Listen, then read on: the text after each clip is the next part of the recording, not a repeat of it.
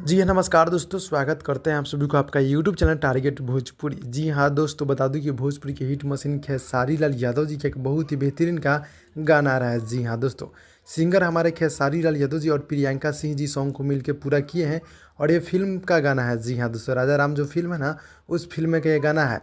जो कि चुम्मा चुम्मा सॉन्ग को आप लोग इतना सपोर्ट किए, जो कि वो भी फिल्म में गाना था, आप लोग इतना सपोर्ट किए कि वो गाना ट्रेंडिंग में चल रहा था। ये भी गाना बहुत ही गजब का है, चॉकलेटी सरिया। जी हाँ दोस्तों, चॉकलेटी सरिया गाने का बोल है चॉकलेटी सरिया।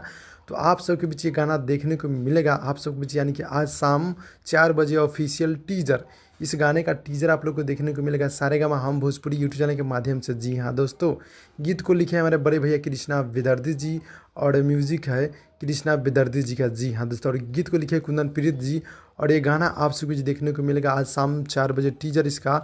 और वीडियो फिट की बात कर ले तो सपना चौहान जी नज़र आने वाली है और ये गाना बहुत ही बेहतरीन, बहुत ही बवाल के होने वाला है।